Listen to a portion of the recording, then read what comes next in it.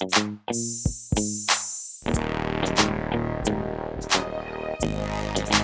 up, everybody? Jesse Kass here for the very first episode of Three-Man Weave. I've got my man, Coach Dave Miller, alongside me, along with Brandon Jennings. We're here to just drink, have some fun. We love you, Jess, but let's get a yay for Brandon.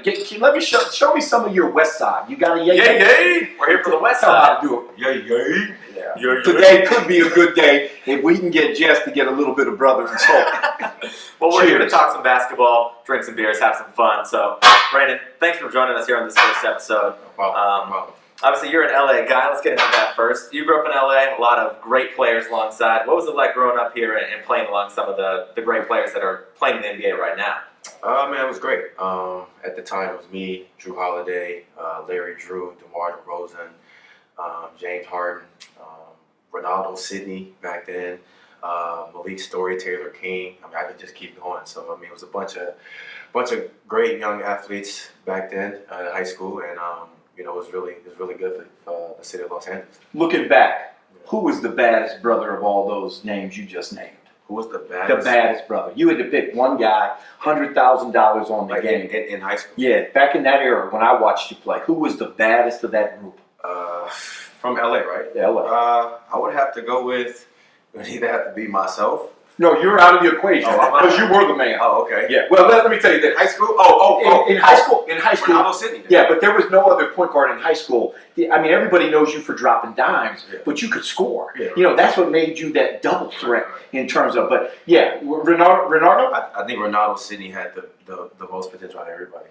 He was a 5 that can play all 5 positions. Why didn't he make it? And he's a good dude. Mm-hmm. What do you think was the problem? A bunch of y'all made it. He had as much talent, if not more, than most of you. It could be lots of things.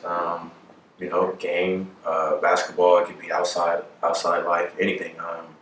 Really don't know. I really don't like to talk about. Yeah, I don't mean in a bad way. Because he's doing great. And he's helping kids and he's coaching. Right. He's got his life straight. But my point is, he had so much talent. Well, let me put it on you. Why were you able to make it with all the distractions? Everyone has talent in that pool. What made you be able to reach your dream? Everybody wishes they were an NBA player, but very few guys ever work. What did you do to make that happen? I think my mom just getting me away from LA. Those 2 years I spent at Oak Hill was probably the best.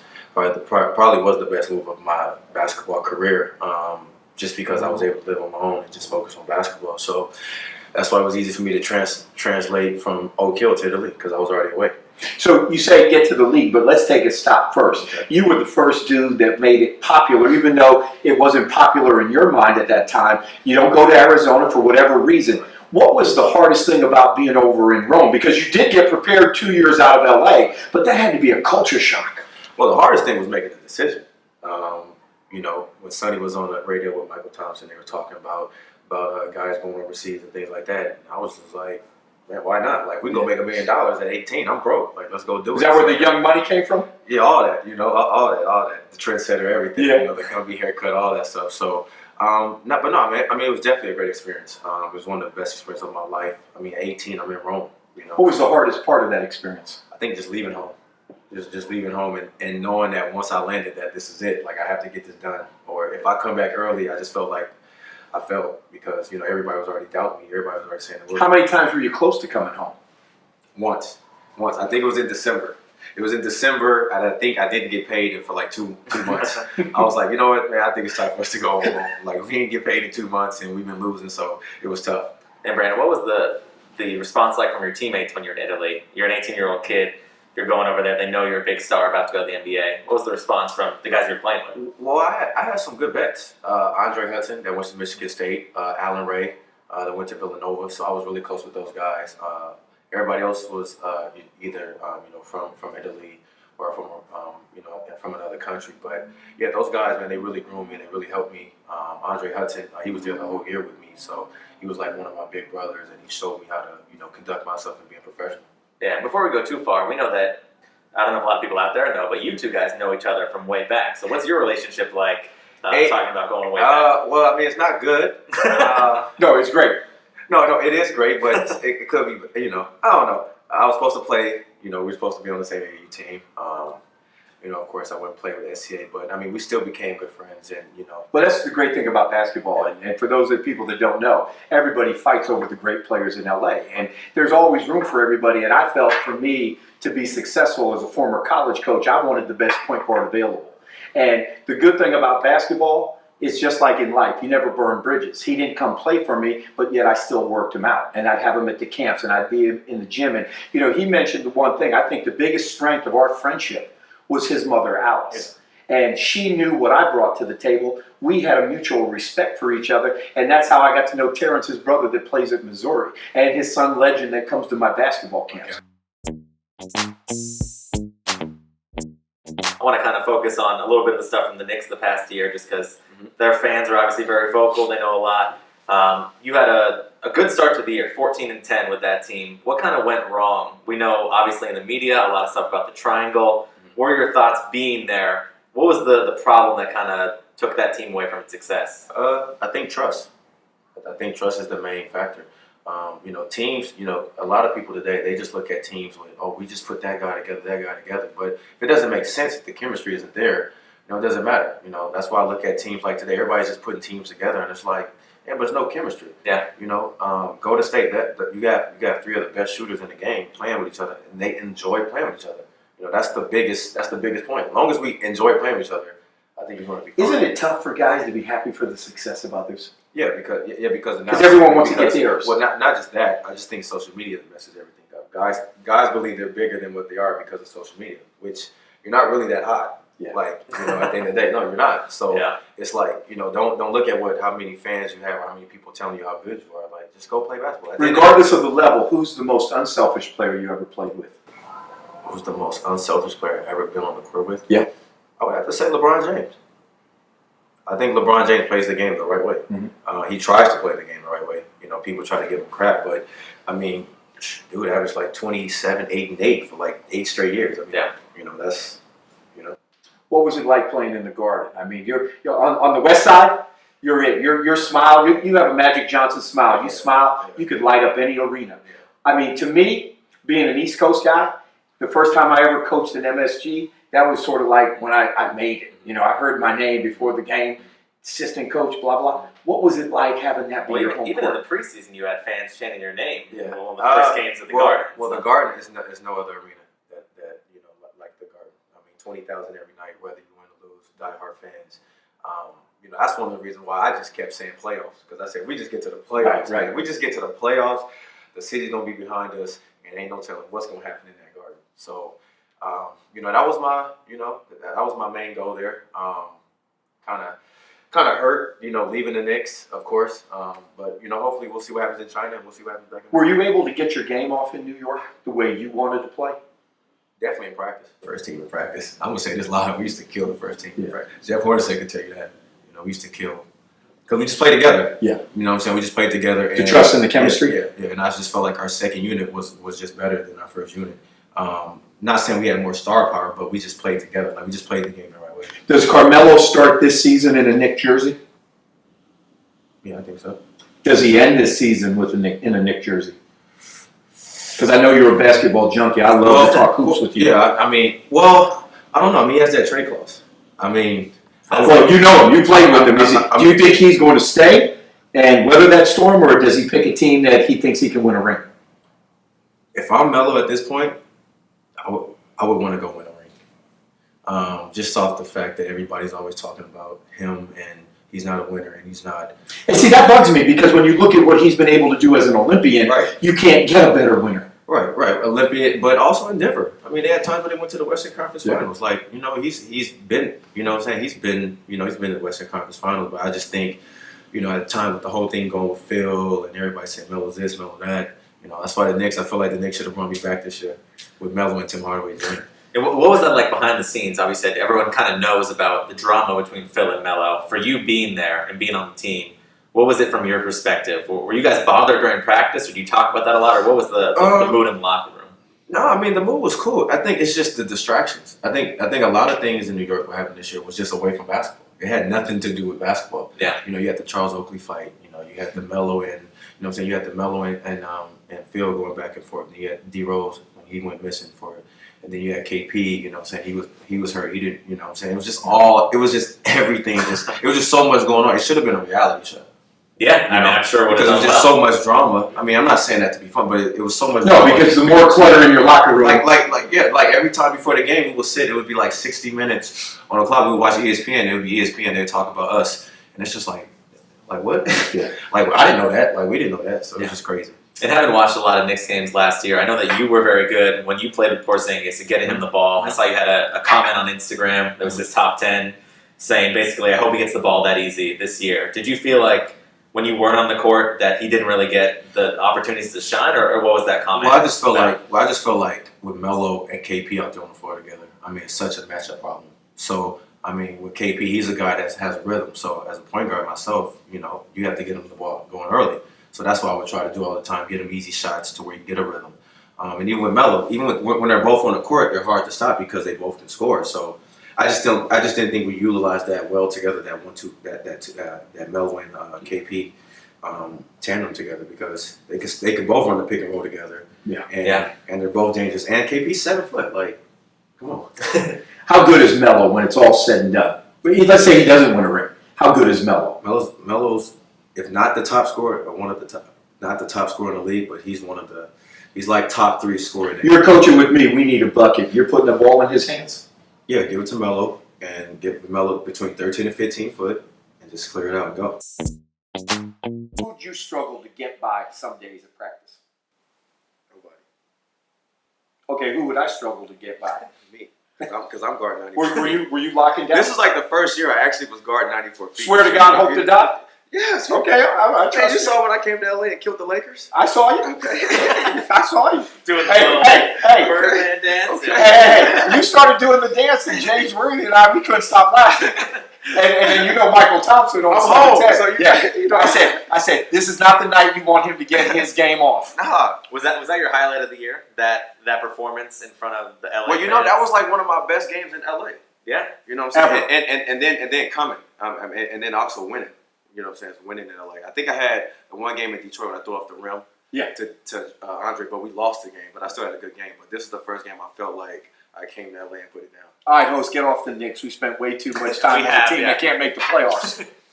All right, so Brandon, moving forward, obviously you're going to China for this next upcoming season. We know a lot of NBA players have spent time there. Obviously, Stephon Marbury's built kind of an empire there. Jimmer Fredette, J.R. Smith, Wilson Chandler, a bunch of names. What's your goal going to China? Are you looking to basically kind of dominate there and come back to the NBA, or what's your goal in your move to China with the Brave Dragons?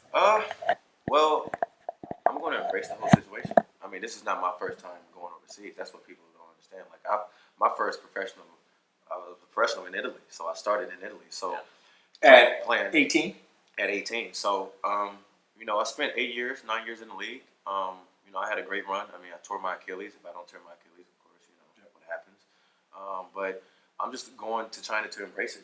You know, whatever happens, there it happens. Like, if I end up liking it, and you know, at the end of the day, I'm still 27, so I'm still young, so I have time. You know, I look at it when Steph went, he was older. And you know, if I can go over there and embrace the country and embrace the, you know, China, then I'm going to do that. Like, at the end of the day, I have to feed my family, so I have to do what's best for me and my family. I don't care what nobody says. Let's put the China thing on hold for 1 second. We'll get back to China. If you could pick a team right now in the NBA, and I know how you feel about the Knicks, but maybe it's a Western Conference team. What team out there right now needs a Brandon Jennings when you look at the mix? The Knicks. And why? Because they need a point guard, and I just feel like I'm the best player for that franchise as far as the point guard position because I love playing in the Garden. You know my game. You know I like the lights. You know what I'm saying. You like CeeLo Green. Yeah, you know what I'm saying. I like the Garden. I love the feel. I love the energy. So yeah, New York. So why didn't they bring you back, in your opinion? I think they were just going to in a different direction. And also, you know, they still trying to figure out Melo. So it's a lot going over there right now. You know, they got a new, you know what I'm saying, a new GM or something like that. Yeah. So everything is all. Yeah, the guy from Sacramento, Scott Perry. Scott Perry, Yeah, but you know, So are the doors open? Did you leave there with the doors open that you go do your thing in China? They figure out that they need B. Jennings, and you come back into the fold. Well, the only open run I played in this summer was in New York, and the Knicks GMs and everybody was there. Good. So I did it on purpose. And you mentioned your Achilles injury. You were probably playing some of your best basketball in your career in Detroit when that happened. Yeah. How much did that affect kind of your preparation and basically the process to get back? How tough was that? I mean, it was tough. I mean, that was my year. I mean, I think we had just released Josh Smith. You know what I'm saying? We were 3-20, I think 5-23. Yeah. The season was like over. Everybody was like, man, we ain't got nothing. So we made the move, and then we won like the last 13, 12 out of 14 games, and you just see the confidence in all the young guys, and end up getting hurt, and then I think the toughest thing was just sitting all summer, knowing that I wouldn't be able to play till like December, and just seeing everybody get paid. That's tough. I mean, honestly, for real. Like, it's real. You know what I'm saying? Like, I've seen a guy, like, they just pay, like, I mean, Reggie Jackson, I mean, he's a great player, but, he came in and then he got paid, and I was just like, damn, like, that's the part of the business. So, and that was another part. That never happened to me, so I had to learn from that, too. well, it's got to be magnified as well, because not only are people getting paid, but we've seen kind of the jump with the TV deal, where people are getting paid way more. So it's like you kind of yeah. I mean, but just the fact that just in general, I was just like, damn, like that could have been me. Like, that hurts. Like, because I love the game of ball, and so my passion for it. Like, I watch it every game. I critique everything, so it's tough. Would you play for free? Hell yeah. You love it that much? Yeah. Hell yeah. You always. That's why I don't mind going to China. I don't care. Yeah. You just want to play. I just want to play, man. I just want to play, get some shots up, get my confidence back. Why do these young kids? Everyone says, "Well, he's an old school coach. He's an old school. He's a new school coach." Competitive. You couldn't coach today. Competitive. Because he's young. I've changed though. I could. No. You couldn't coach today because these kids today, they can't take criticism. Everybody's sensitive. Absolutely. Why are guys not as competitive, or why are guys so sensitive to the era that I watched you and all those LA players you named to start this show? Well, it starts from I think it starts from who's your coach is. Could it start from parenting though? Maybe even deeper. Parenting, coaching, and social media. See, social media, I'll tell you, social media makes people think like today, like if you were a head coach, right? Like, what are you gonna tell a 23-year-old that's making 100-something million? Right. Coming in. Right. And Like, I'm making $6 million. You know what I'm saying? Like, but it's like if you were there, like I'm talking about today, not back when we first came, not 2010, like, because it didn't matter then, like, you couldn't do all that, but it's just different today, like, I feel it, and I felt old this year, like I felt old walking through the locker room. Yeah, no, I felt old walking through the locker room, just seeing how things changed in the league, like Biggest change in terms of the youthfulness. biggest change, a lot of clowning around. compared to your early years in the NBA. Yeah, like a lot of clowning around, like a lot of like loud music. I mean, it's always, always had loud music, but like when I was in Milwaukee, it was no loud music in the locker room. So how do you handle that as a vet? That really wasn't the way you were raised, basketball pedigree. You just got to take it. I mean, it's the new era. I mean, well, like with the Knicks, like I couldn't. I mean, how much can I say? Like you know what I'm saying? I'm not the guy. Like I'm not the guy that and it's no. We don't have no real leader. Did you not have that guy with the Knicks? No, we didn't have no leader at all. Everybody was just kind of like, all right, but that's because everybody didn't know what was going on. So it was Is just that kind a of problem from the coaching staff or the front office or a combination of the two, or what do you think? I mean, you see it all the time with teams, though. I mean, a lot of the teams that are always bad, it's just the same thing over and over. I mean, that's nothing to hide. I mean, we all know that. Like, it's the same thing over and over every year. Like Faces change, uniforms change, but it's the same. It's just the same process, But it just takes a strong individual to go in there and just change the whole process around. And that's what I feel like I did in Detroit when we got rid of Josh Smith.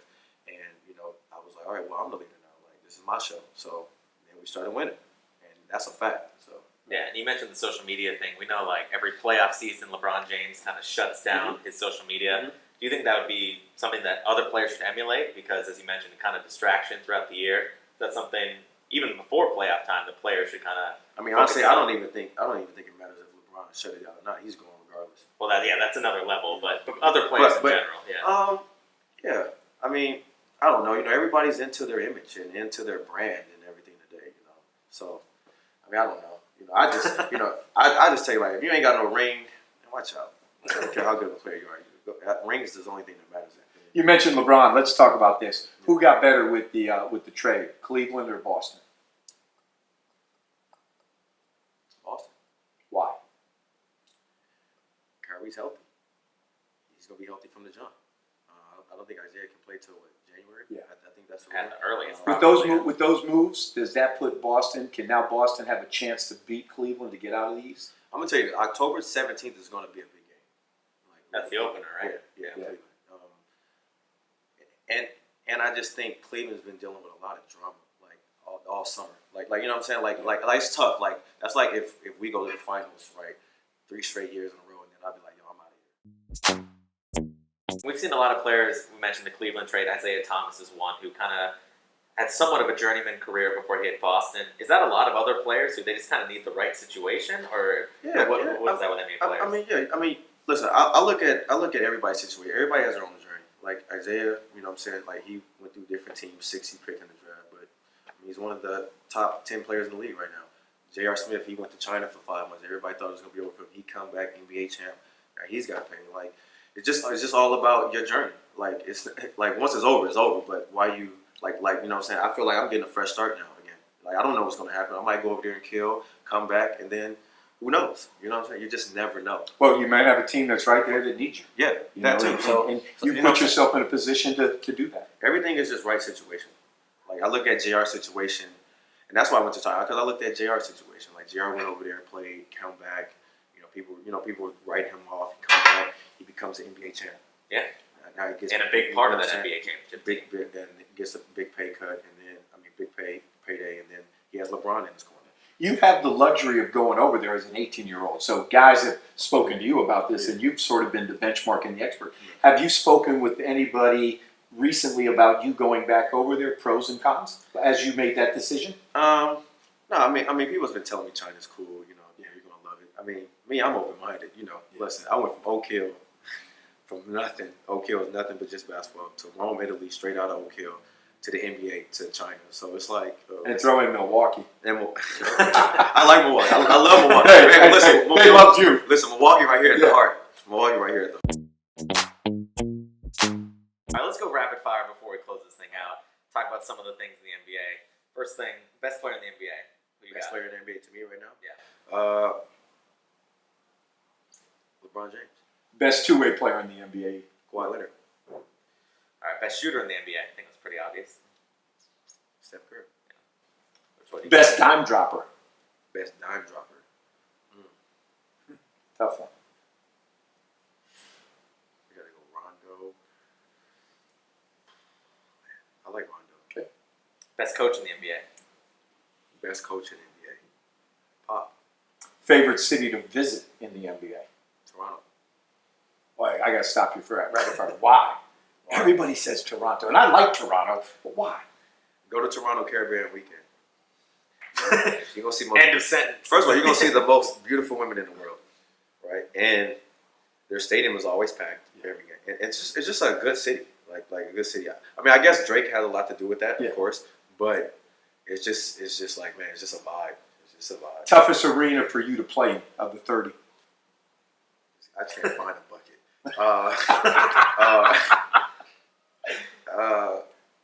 Memphis, maybe. Best arena that you know you're getting off on? Oh, the Garden. That was going to be my next one. Best arena to just play in general. The Garden. It's nothing like the Garden. Listen, if the Knicks make the playoffs, whoever's on that team, y'all can go to New York and do whatever y'all want. Do what you want. want. You can get free food ever. All right, you're obviously close to the team. Next time the Knicks make the playoffs, what year? This year, next year, 2 years? Hopefully when Brandon Jennings is the point guard. How long till the Lakers make the playoffs? Not long at all. Not very long at all.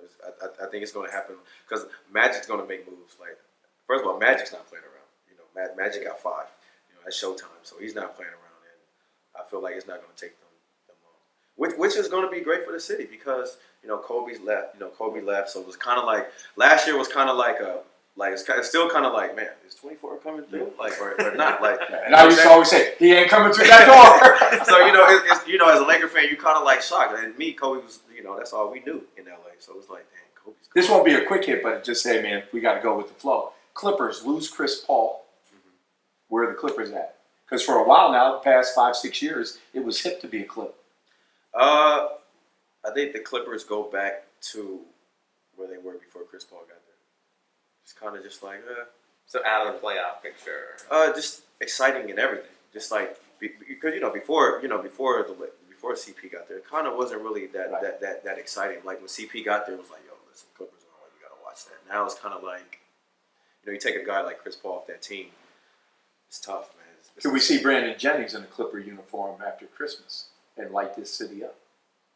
If the Clippers are down, well, listen, me playing at home, I know. I would love that. But So maybe we should talk to somebody and speak it into existence. we'll see. Well, let me go average 40 in China. No doubt in my mind. Now, we mentioned a lot about the Lakers. We've heard a lot of rumors. LeBron, 1, is he leaving Cleveland? 2, is he coming to LA? Is he leaving Cleveland? If Cleveland wins it this year, I can't see LeBron leaving. If he doesn't, I don't know if he's going to the Lakers or not. Everybody has rumors. Who knows? Yeah. I heard he has a house in Brentwood. He does. So, I'm not buying a house in LA if I ain't, planning on living here. All I know is we've been talking about so much about China in this show. I'm starving and I want some Panda Express. I got no more questions, bro. Being honest. Yeah, we might have to up your grade a little bit, Coach. Well, we can't. You can't because you ain't paying me for this show. That's true. So once I start getting paid and I can get in at Benihana's. Hey, I got to tell you this funny story, though, to end. So B comes back to L.A. He's playing in Milwaukee, right? And over in El Segundo, near the Dick's Sporting Goods, what was that shop you were in where my sons used to go buy all their clothing? It was skateboard shop. The skateboard shop. Yeah, a skateboard shop, whatever it was. It was skateboard clothing, and it was a big name one. Yeah. And so we're in there, and it's like school's just getting ready to start. And I got sons with just bags of stuff. Yeah. And all of a sudden, I see this brother walk in with an entourage. Oh, yeah, you have 4 or 5 guys with you. My same boys. My same boys. I said entourage. You're a good entourage. I didn't say no hood rats. As long as you're not saying You're guys. But the great thing was, every one of them was grabbing stuff, right? Because they're his guys. And I knew they were his good guys because, hey, they're walking up there. I tried to butt in line so I could get all my clothes on his list. He sure did. I remember that. He was like, hey. Yeah. And so he didn't really, he is buying enough. There were 4 or 5 guys and they had stacks. So again, I'm doing okay. I buy my own stuff. So later on we talk and I'm like, man, I wish you would have taken care of me.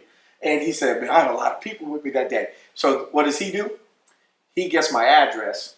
No, it wasn't your address. We went to your house or we went somewhere. And do you remember you ordered about 5 or 6 boxes of gear for my sons, for Dave and Mike? All the Young Money shirts. The Under Armour stuff. Yeah. Under Armour. So he didn't buy whatever this skateboard was. But I'm going to tell you, man, he had 5 boxes. I don't know where we went, but we went to pick it up. Don't forget, I gave Under Armour the swag. Yeah, and B Jennings had everything you could think of with Under Armour. He started, in my opinion. He did. Hey, and all I ever wore were shirts with Young Money. Every time I went to get my food stamps, they don't do that. I had on Young Money. That's when I was creating. That's when I got into fashion. I was creating my own stuff with Under Armour. They don't do that no more. Yeah, it was well, good they stuff. owe you a lot of credit for that one. And, for sure. And we appreciate you coming on the show, Coach. We'll let you get some Panda Express. We're gonna say cheers one more time. Well, I drunk all mine. Yeah, we need Coach to chug it. This beer was terrible. By the way, you have a chauffeur. I got to drive home. So. For Coach, who's got to chug his beer, and Brandon Jennings, I'm Jesse Kass. We're signing off. Thank you very much for joining us. Yeah. See you next time. Wait. Bring it in. Let's get a yay. Okay. No. Let's get a West Side. All right. 1, 2, 3. West Side.